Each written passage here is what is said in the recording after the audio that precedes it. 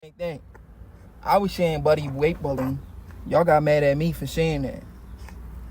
His own promoter said it. His promoter said, have you seen Jaron Ennis on the night of the fight? He's huge. I've been telling y'all that. But y'all wasn't trying to listen to me. When I told y'all wasn't trying to listen to me, y'all was mad at me for telling y'all. I don't know why y'all mad at me. I'm telling y'all, the man is the same size as Triple G, who campaigned at 160 his whole career. You feel me? He's a natural 160-pound fighter. But he cuts like 40 to 50 pounds to make weight. This isn't cap. This is true story. He cut about 40 to 50 pounds. Maybe I'm exaggerating with the 40 to 50, but he cut about 30-something pounds. We know David Benavidez, he cut about 57 pounds. He admitted that himself. He said first I cut 27 pounds, then I cut another 20 pounds, and then I cut the last 7. Right? He said, before I get into camp, I got to cut 27 pounds. Then when I'm in camp, I cut another 20. Then I just got to cut the last 10. That's 57 pounds David Benavidez got to cut. That's crazy, bro. It don't make no sense to cut that much weight. It don't make sense to cut that much weight. You feel what I'm saying? You don't need to cut that much weight. Just fight at your natural weight class. At least he's going back up in weight. He's at 175. Hopefully he ends up at heavyweight. Because he's getting older. When you get older, it's going to be hard to cut that weight. So the good thing about David Benavidez, he's going back up in weight. He's at 75 now. So he ain't coming back down to 68. But Ennis, that man refused to go up in weight. He don't care. He want to cut all that weight just to be over there weight bullying these little guys. I mean, it is what it is. At the end of the day, some people gonna call it out, some people not. You feel what I'm saying? Some people gonna call it out, some people not. But whatever happens. But anyway, moving forward, Tim Bradley did an interview talking about Ennis versus Teofimo Lopez is a solid fight.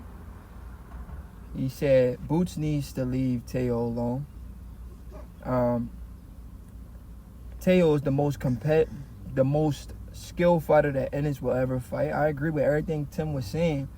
The only part I disagree with is who's going to win, the outcome. I think it becomes a competitive fight. Can Teo win? Yes.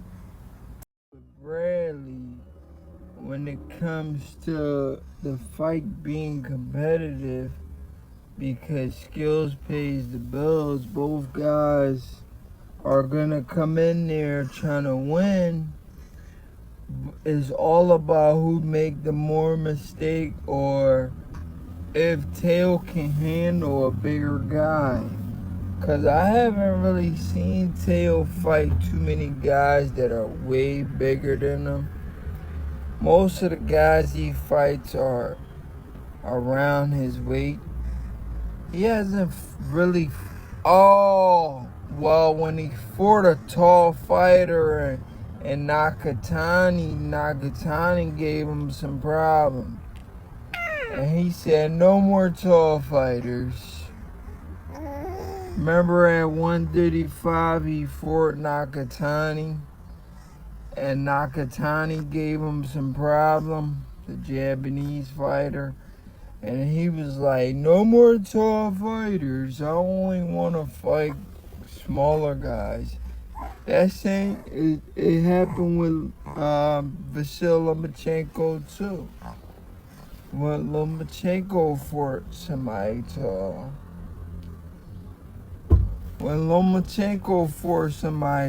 He was like, no more tall fighters. I want to fight people around my weight. You know, the same thing happened to Teo, so this might be the difference. He don't like fighting guys taller than him, longer reach, bigger than him, and stuff like that. That might be the difference. So I agree with Bradley on a fight being competitive, But do I think Teo wins? Can Teo win? Absolutely.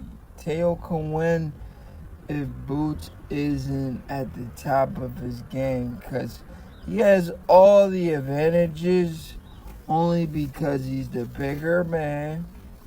He got just as much skills, if not a little bit more.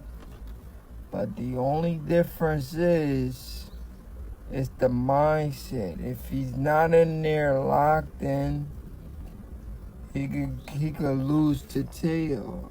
I could see him losing. I'm not even gonna sit here and say, no, this is not a winnable fight for Teo. It is.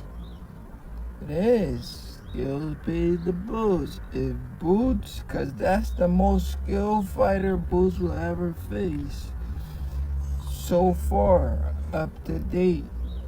So if he's not on the top of his game, he goes in there thinking, oh, this is a little guy, I'm going there and run him over.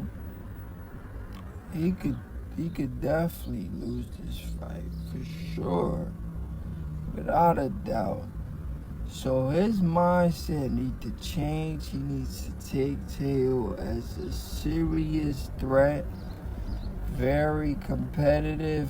That's his mindset. He needs to train like he's training for the most significant fight of his career, because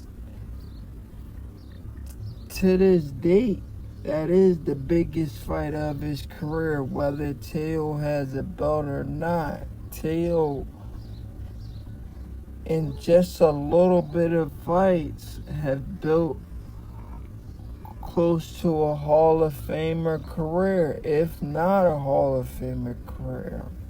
He's a unified champion. He's a 2-division world champion.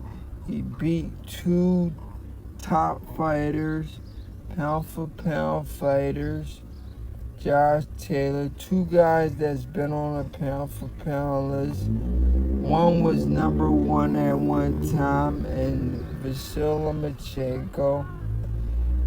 He defeated Lomachenko, and he defeated, whether we like the decision or not, because I thought the Lomachenko fight was a draw. But he beat Josh Taylor very convincingly. That's the fight that made me like, yo, Mateo's locked in, he's that bull.